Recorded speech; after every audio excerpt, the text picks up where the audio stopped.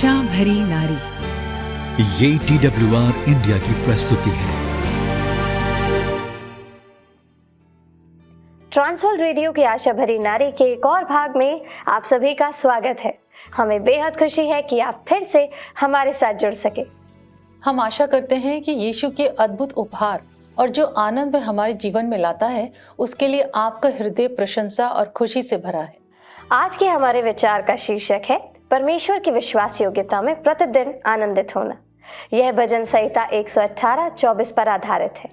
Bible में भजन संहिता की किताब पवित्र गीतों, कविताओं और प्रार्थनाओं का एक संग्रह है।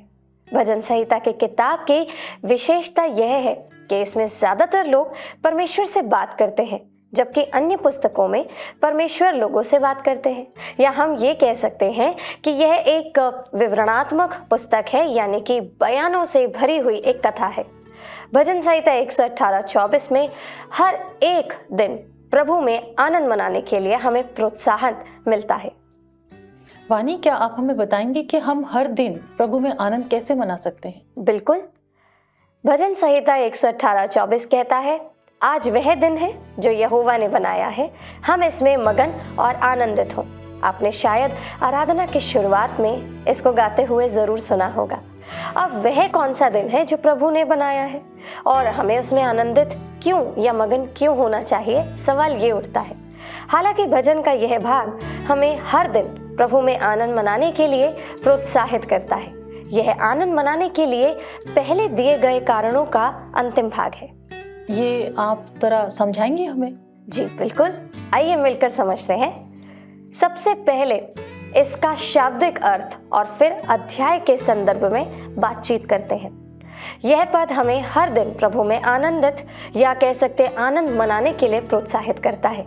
यह बिल्कुल वैसा ही है जैसा पौलुस फिलिपियों 4:4 में कहता है, प्रभु में सदा आनंदित रहो। मैं फिर कहता हूँ, आनंदित रहो। आइए अध्याय के संदर्भ में इसका अर्थ देखते हैं। प्रतिदिन आनंदित और सदैव आनंदित रहने के बीच संबंध बनाना आसान है। यह पद विशेष रूप से संदर्भित करता है कि परमेश्वर ने एक खास दिन पर क्या स्थापित किया है। हम परमेश्वर की दया में आनंदित हो सकते हैं। भजन 118:1 को देखिए, जो कहता है, यहोवा का धन्यवाद करो क्योंकि वो भला है और उसकी करुणा सदा की है। जॉन न्यूटन ने अद्भुत गाना अमेजिंग ग्रेस लिखा। वह एक अंग्रेज पासबान थे जो एक समय गुलामों या दासों के जहाज़ों के कप्तान थे और गुलाम व्यापार में सहायक थे। पर प्रभु ने उनके जीवन को छुआ और न्यूटन एक विश्वासी बन गए और अपने बुरे तरीकों और कामों से पश्चाताप किया। जब 1807 में उनकी मृत्यु हुई तो इंग्लैंड के ओल्नी में उनकी समाधि पर लिखा था, जॉन न्यूटन क्लर्क पासबान, एक ऐसा व्यक्ति जो धर्म में विश्वास नहीं करता था, जो अफ्रीका में गुलामों का सौदागर था। वह हमारे प्रभु और उद्धारकर्ता यीशु मसीह की महान दया से बचाया गया, बहाल किया गया, क्षमा किया गया और उस विश्वास का प्रचार करने के लिए नियुक्त किया गया जिसे नष्ट करने के लिए उसने लंबे समय से मेहनत की थी। आज दुनिया भर के हर चर्च में अमेजिंग ग्रेस गाया जाता है। हम हर दिन प्रभु की दया का आनंद ले सकते हैं। यही कारण है कि विलाप गीत 3:23 में भी ये बताया गया है कि परमेश्वर की दया हर सुबह नई होती है और सदैव बनी रहती है। जी हाँ, हम बचाव, छुटकारे यानी कि मुक्ति के दिन का भी आनंद मना सकते हैं। बिल्कुल ठीक है। जी हाँ, भजन 118:5 में हमें बताया गया है कि मैंने संकट में यहोवा को पुकारा, परमेश्वर ने मेरी सुनकर मुझे चौड़े स्थान में पहुंचाया। यह वैसा ही है जैसे एक महिला को बच्चे को जन्म देने के लिए पीड़ा होती है, लेकिन जब उसके बच्चे का जन्म हो जाता है तो वह पीड़ा भूल जाती है। संकट की घड़ी में परमेश्वर को पुकारना वास्तव में अद्भुत है, क्योंकि वह हमारी पुकार सुनता है और हमें बचाता है। हम ऐसे परमेश्वर की सेवा करते हैं जो हमेशा अपने बच्चों के प्रति संवेदनशील रहता है। जी हाँ, हम सुरक्षा के दिन का भी आनंद उठा सकते हैं। भजन 118:6 को देखिए, यहोवा मेरी ओर है, मैं न डरूंगा, मनुष्य मेरा क्या कर सकता है। बाइबल हमें परमेश्वर की सुरक्षा के बारे में बताती है। मनुष्य होने के नाते हम परमेश्वर की सुरक्षा को एक जादुई शक्ति के रूप में देखना चाहते हैं जो हमें सभी नुकसानों से बचाती है। लेकिन हम भ्रष्ट दुनिया में रह रहे हैं, यानी कि एक पतित दुनिया है जहाँ पर हम रहते हैं, जहाँ हमारी स्वतंत्र इच्छा है। परमेश्वर अक्सर ऐसे तरीकों से कार्य करते हैं जिन्हें हम समझ भी नहीं पाते। कभी कभी निराशा के बीच परमेश्वर की सुरक्षा शांति और शक्ति के रूप में आती है। अन्य समय में परमेश्वर की सुरक्षा उसके अपने समय में समस्या के अंत में आती है। परमेश्वर में विश्वास करने वाले के रूप में हमसे उसकी सुरक्षा का वादा किया गया है और कोई भी चीज़ हमें उससे अलग नहीं कर सकती। तो आइए उस परमेश्वर में आनंद मनाएं, हमेशा खुश रहें जो दिन रात हमें देखता है और हमारी सुरक्षा करता है, रक्षा करता है। हम विजय के दिन के कारण आनंद मनाते हैं। भजन 118:10 हमें बताता है, सब जातियों ने मुझे घेर लिया है, परंतु यहोवा के नाम से मैं निश्चय उन्हें नाश कर डालूंगा। हमारी लड़ाई परमेश्वर लड़ेंगे। बुरी चीजें होने पर हमें चिंतित या निराश होने की जरूरत नहीं है। दर्शकों, स्थिति कठिन हो सकती है, लेकिन यह कभी मत भूलिए कि परमेश्वर आपके हमारे साथ है। अपने बच्चों के लिए परमेश्वर के महान देखरेख के दायरे से परे कोई समस्या नहीं है। बहनों, अक्सर हम सोचते हैं कि हम अपनी ताकत से अपनी लड़ाई लड़ सकते हैं, लेकिन हम असफल हो जाते हैं। ये उस आदमी की तरह है जो सड़क पर चला गया, एक गड्ढा देखा और उसमें गिर गया। अगले दिन वह फिर से सड़क पर चला और गड्ढा देखा और फिर से उसमें गिर गया। तीसरे दिन उस आदमी ने अपना मार्ग बदल लिया, लेकिन अंततः फिर भी गड्ढे में गिर गया। चौथे दिन उसने अपना मार्ग थोड़ा बदला, लेकिन फिर पीछे मुड़कर देखा और जिद्दी गड्ढे में फिर से गिर गया। आखिरकार जब वह आदमी अपनी असफलता से थक गया तो उसने सड़क की दूसरी ओर चलने का फैसला किया। उसने कहा, बस अब बहुत हो गया।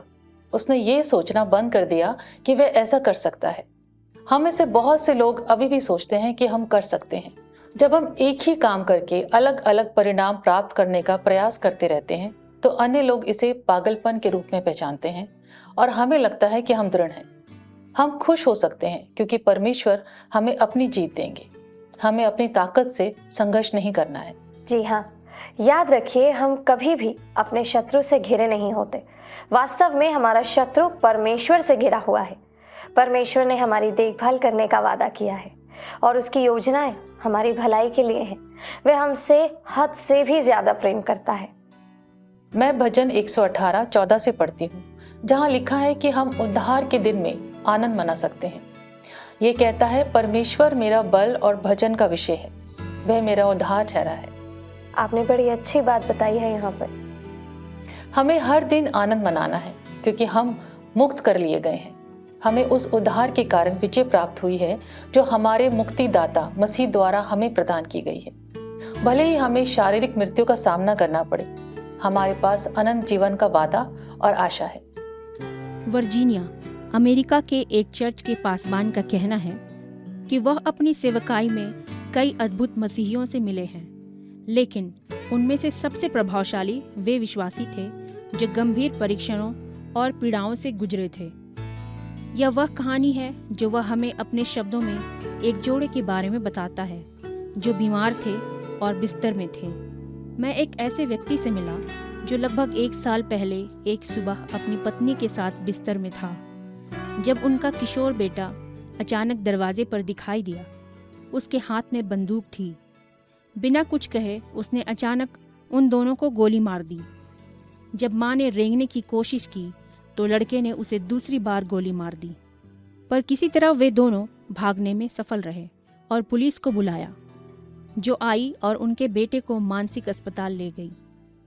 यह आदमी और उसकी पत्नी उस भयानक समय से बचने में कामयाब रहे, लेकिन मैंने उसे पुरुषों के एक समूह से इस बारे में बात करते हुए सुना और उसने कहा कि परमेश्वर ने उस कठिन परीक्षा के माध्यम से उसका ध्यान आकर्षित किया था। उसने वो चीजें सीखनी शुरू कर दी जो उसने पहले कभी नहीं सीखी थी। परमेश्वर अक्सर हमारे सामने आने वाली कुछ परीक्षाओं के द्वारा हमारा ध्यान आकर्षित करने की कोशिश करते हैं। भजन 118:18 के अनुसार हम ताड़ना के दिन में भी आनंद मना सकते हैं। यहोवा ने मुझे कठोर ताड़ना दी है, परंतु मुझे मृत्यु के वश में नहीं किया। नीति वचन 3:11 में हमें बताया गया है कि प्रभु की ताड़ना को कमजोर मत करें। हे मेरे पुत्र, यहोवा की शिक्षा से मुंह ना मोड़ना, और जब वह तुझे डांटे तब तो बुरा ना मानना। वह हमें अनुशासित क्यों करता है? इसके 3 कारण हैं। पहला, क्योंकि वह हमसे प्रेम करता है। परमेश्वर से हमें अनुशासित ना करने के लिए कहना, उससे हमें कम प्रेम करने के लिए कहना होगा। अनुशासन प्रेम को प्रकट करने का एक तरीका है, इसलिए जब परमेश्वर का अनुशासन तुम पर पड़े तो निराश मत होना। दूसरा, क्योंकि परमेश्वर एक अच्छा पिता है। नीति वचन और इब्रानियों दोनों के लेखक मानवीय पिता द्वारा बेटे को दिए जाने वाले अनुशासन की तुलना परमेश्वर के द्वारा हमारे प्रतिदिन दिए गए अनुशासन से करते हैं। निसंदेह मानव पिता अपूर्ण है, जबकि परमेश्वर जो कुछ भी करता है वह अच्छा और परिपूर्ण है, क्योंकि वो खुद अच्छा है। तीसरा कारण, परमेश्वर हमारे लिए सबसे अच्छा, सबसे बेहतर चाहता है। मानव पिता उन्हें जो अच्छा लगता है उसके आधार पर थोड़े समय के लिए अनुशासन देते हैं। परमेश्वर के अनुशासन का उद्देश्य थोड़े समय के लिए नहीं है, ना ही ये केवल हमें सजा देने के लिए है, बल्कि ये हमें बदलने के लिए है। परमेश्वर हमें वश में करने के लिए अनुशासित नहीं करता, बल्कि हमें उपयोगी और आशीषित जीवन जीने के लिए तैयार करता है। इसलिए आज उसके अनुशासित करने से आनंदित हो जाइए, क्योंकि यह इस बात की याद दिलाता है कि परमेश्वर आपसे, हमसे कितना प्यार करता है। जी हाँ बहन, भजन 118 उसके 19 और 20 के अनुसार हम धार्मिकता के दिन में भी आनंद मना सकते हैं। मेरे लिए धर्म के द्वार खोलो, मैं उनसे प्रवेश करके यहाँ का धन्यवाद करूँगा। यहोवा का द्वार यही है, इससे धर्मी प्रवेश करने पाएंगे। परमेश्वर ने हमारे पापों को अपने पाप रहित पुत्र पर डाला और पापियों के बदले उसे मृत्यु दंड देकर पापी मनुष्य को अपने साथ मिला लिया। यीशु मसीह ने पापी के लिए अपने प्राण दिए ताकि परमेश्वर पापी को मुक्त कर सके और अपने पवित्र उपस्थिति में उसे धर्मी घोषित कर सके। परमेश्वर ने न केवल हमारे पापों को क्षमा किया, बल्कि अपने पुत्र की सिद्ध धार्मिकता भी हमें सौंप दी। एक जबरदस्त आदान प्रदान हुआ। मसीह ने हमारे सारे पाप और दोष उठाए। हमने उसकी सिद्ध धार्मिकता को पाया कि परमेश्वर के सामने खड़े हो सके। हमारे पापों के लिए उसकी धार्मिकता का आदान प्रदान हुआ। पवित्र शास्त्र के 2 महत्वपूर्ण पद यीशु मसीह के शुभ समाचार का केंद्र प्रस्तुत करते हैं, क्योंकि परमेश्वर ने जगत से ऐसा प्रेम रखा कि उसने अपना इकलौता पुत्र दे दिया, ताकि जो कोई उस पर विश्वास करे वह नाश ना हो, परंतु अनंत जीवन पाए। परमेश्वर ने वरन इसी समय उसकी धार्मिकता प्रकट हो कि जिससे वह आप ही धर्मी ठहरे और जो यीशु पर विश्वास करे उसका भी धर्मी ठहराने वाला हो। हमारे मसीह जीवन में हर चीज की नींव यीशु मसीह के प्रायश्चित बलिदान पर आधारित है और विश्वास करने वाले पापी पर मसीह की पूर्ण धार्मिकता के प्रत्यारोपण पर आधारित है। हम हर दिन मसीह की धार्मिकता पर आनंदित हो सकते हैं, क्योंकि जब परमेश्वर हमें देखता है तो वही देखता है। हाँ, हम गलतियां करते हैं और गलत निर्णय भी लेते हैं, लेकिन इससे यह सच्चाई नहीं मिटती कि हमने अपने पापों को मसीह की धार्मिकता से बदल लिया है। इसलिए आनंद मनाएं।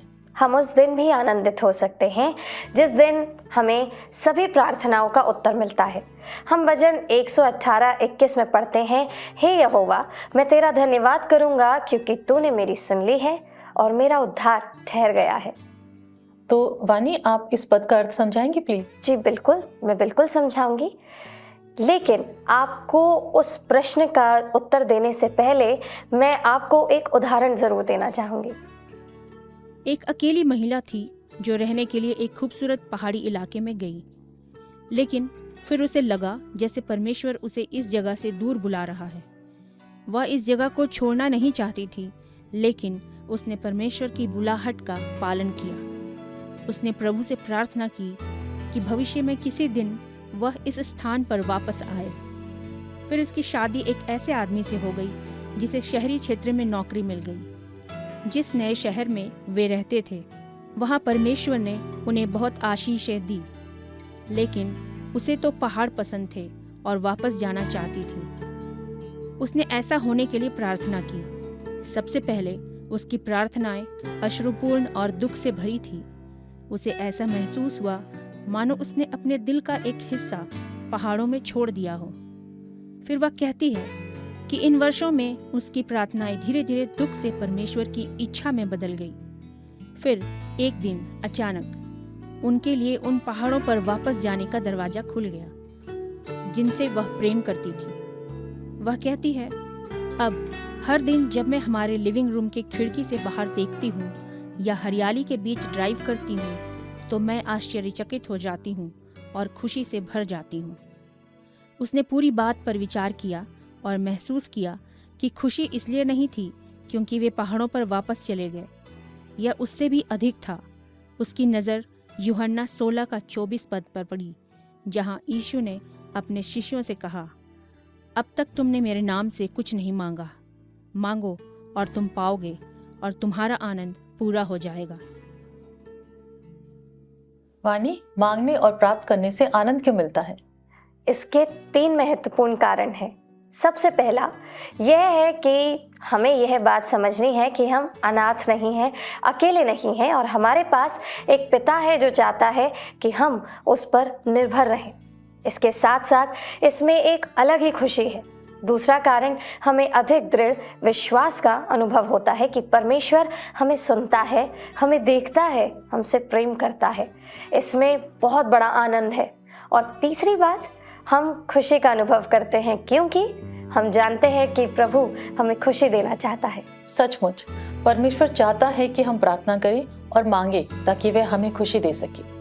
निसंदेह इसका मतलब यह नहीं है कि हम जो भी मांगेंगे परमेश्वर वह हमें देगा।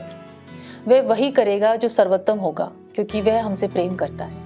अंततः हम अपने उद्धारकर्ता के दिन का आनंद मना सकते हैं। हम भजन 118:22 में पढ़ते हैं, जिस पत्थर को राजमिस्त्रियों ने निकम्मा ठहराया था वही कोने का सिरा हो गया है। यह तो यहोवा की ओर से हुआ है, यह हमारी दृष्टि में अद्भुत है। यह वाक्यांश, जिस पत्थर को राजमिस्त्रियों ने अस्वीकार कर दिया था वह कोने का सिरा है, बाइबल में 6 अलग अलग अनुच्छेदों में पाया जाता है। मत्ती 21, मरकुस 12, लूका 20, प्रेरितों के काम 4, पहला पत्रस 2 और भजन संहिता 118। अस्वीकार किए जाने का अर्थ है नामंजूर करना, तुच्छ समझना, रद्द करना। यह स्वीकार करने और शामिल करने के बिल्कुल विपरीत है। क्या आपको कभी अस्वीकार किया गया है? आपको नौकरी नहीं मिली या लोन नहीं मिला? हो सकता है कि आपको आपके पिता, माता, रिश्तेदारों, दोस्तों, पति, पत्नी या बच्चों ने अस्वीकार कर दिया हो। क्या आपने कभी प्रार्थना की और ऐसा महसूस किया कि वे प्रार्थनाएं अस्वीकार कर दी गई हैं? सुसमाचारों में पाई जाने वाली दाख की बारी के दृष्टांत में अंगूर का बाग इज़राइल है, मालिक परमेश्वर है, नौकर भविष्यवक्ता है और पुत्र यीशु है। परमेश्वर अपने सेवकों भविष्यवक्ताओं को एक के बाद एक भेजता रहा और अंत में जानते हैं क्या हुआ? उसने अपने पुत्र को भेजा। भविष्यवक्ताओं को अस्वीकार कर दिया गया और अंततः उन्होंने अपने मसीहा परमेश्वर के पुत्र को भी अस्वीकार कर दिया। वानी, मेरा मानना है कि यीशु ने अस्वीकृति का जीवन जिया। जी हाँ, यकीनन, और अस्वीकृति तो उनके जन्म से ही शुरू हो गई थी। हम ये देखते भी हैं। यूसुफ समझ नहीं पाया कि उनकी शादी से पहले मरियम गर्भवती थी और वह उसे छोड़ने की सोच रहा था। फिर सराय में मरियम और यूसुफ के लिए कोई जगह नहीं थी। यूहन्ना 1:11 कहता है, वह अपने घर में आया और उसके अपनों ने उसे ग्रहण नहीं किया। उसके भाइयों और परिवार ने उसे अस्वीकार कर दिया। भीड़ ने उसे अस्वीकार कर दिया और उसे छोड़ दिया। यूहन्ना 6:66 हमें बताता है कि इस पर उसके चेलों में से बहुतेरे उल्टे फिर गए और उसके बाद उसके साथ न चले। यहूदा ने उसे अस्वीकार कर दिया और उसे धोखा दिया। गतसमनी बाग में उसने पिता से पूछा था कि क्या कोई और रास्ता हो सकता है। उनके प्रार्थना का उत्तर नहीं दिया गया। शास्त्रियों, फरीसियों और सदुकियों सभी ने यीशु को अस्वीकार कर दिया और उसे क्रूस पर चढ़ा दिया। क्रूस पर चढ़े चोरों में से एक ने उसे अस्वीकार कर दिया। यीशु को अस्वीकार कर दिया गया ताकि हम स्वीकार किए जा सके। जी हाँ, यीशु पूर्णतः मनुष्य थे और एक मनुष्य के रूप में ही उनकी मृत्यु हुई। यदि वे तीसरे दिन जी नहीं उठते तो वह आपके और मेरे जैसे एक साधारण इंसान होते। लेकिन वह एक आदमी से, एक इंसान से बढ़कर थे। वह ईश्वर पुरुष मानव शरीर में परमेश्वर थे। वह परमेश्वर का पुत्र जिसने एक सिद्ध जीवन जिया और हमारे पापों की कीमत चुकाने के लिए मर गया और तीसरे दिन जी उठा। परमेश्वर की योजना में क्रूस वह स्थान है जहां न्याय और दया मिलते हैं। मत्ती 21:4 को उसकी संपूर्णता में देखें। यीशु ने उनसे कहा, क्या तुमने कभी पवित्र शास्त्र में यह नहीं पढ़ा कि जिस पत्थर को राजमिस्त्रियों ने निकम्मा ठहराया था वही कोने के सिरे का पत्थर हो गया। यह प्रभु की ओर से हुआ और हमारे देखने में अद्भुत है। भजन संहिता 118 में भी यही लिखा है, पर ठीक इसके बाद अगला पद कहता है, आज वह दिन है जो यहोवा ने बनाया है, हम इसमें मगन और आनंदित हों। यीशु के लिए जो बुरा था वो हमारे लिए अच्छा था।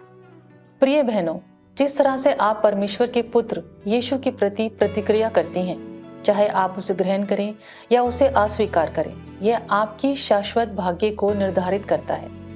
क्या आप मानते हैं कि यीशु वह पत्थर है जिसे अस्वीकार कर दिया गया था? क्या आप मानते हैं कि परमेश्वर आपसे और मुझसे प्रेम करता है? क्या आप मानते हैं कि यीशु आपके लिए और मेरे लिए मरे? क्या आपने अपने सभी पापों की कीमत चुकाने के लिए केवल उस पर और उसकी मृत्यु पर भरोसा किया है? क्या वह कोने के सिरे का पत्थर अर्थात आपकी आधारशिला है? अंततः हम अपने उद्धारकर्ता में आनंदित हो सकते हैं। वह एक दिन राजाओं के राजा और प्रभुओं के प्रभु के रूप में अकेला खड़ा होगा। क्योंकि आप उसके पक्ष में हैं, आप आनंदित हो सकते हैं क्योंकि आप विजेता विनिंग टीम में हैं। आइए भजन 118:24 के प्रोत्साहन का पालन करें और हर दिन प्रभु में आनंद मनाएं। आखिरकार यही वह दिन है जिसे प्रभु ने बनाया है और हम इसमें आनंद मनाएं और प्रसन्न होंगे। हम हर दिन प्रभु में सचमुच आनंद मना सकते हैं क्योंकि हम जानते हैं कि हम जीवित ईश्वर की सेवा करते हैं। प्रिय बहनों, हम आज की चर्चा के अंत पर आ गए हैं। इस अवसर को एक ऐसा समय बनाएं जब हम यीशु मसीह में पाए जाने वाले आनंद की तलाश करें और उसे अपनाएं। हमें यकीन है कि आपने इस कार्यक्रम का आनंद लिया है और इससे सीखा है।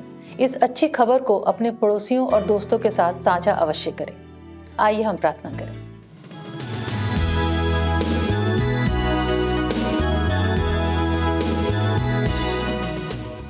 आइए हम प्रार्थना करें।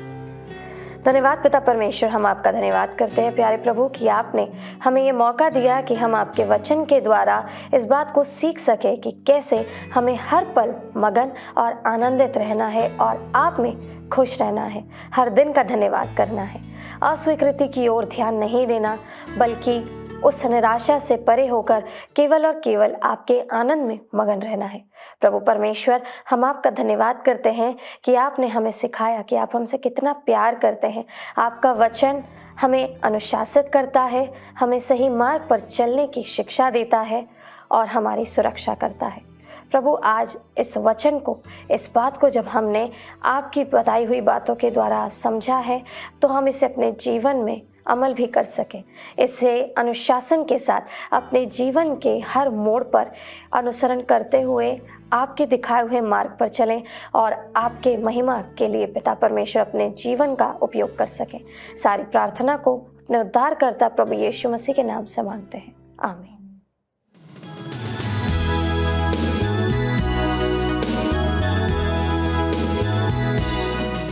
तो दर्शकों, हमें उम्मीद है कि आपको आज का कार्यक्रम पसंद ज़रूर आया होगा और अगर आया है तो इस बात को जो आज हमने सीखा है उसका अनुसरण अपने जीवन में ज़रूर कीजिएगा। आनंदित रहिएगा, प्रभु में मगन रहिएगा और जाने से पहले हमारे स्क्रीन पर आ रहे इस नंबर पर मिस कॉल ज़रूर दीजिएगा। हम आपसे अगले सप्ताह फिर से मिलेंगे इसी वक्त इसी जगह। तब तक प्रभु आपके साथ रहे और आपको आशीषित करे।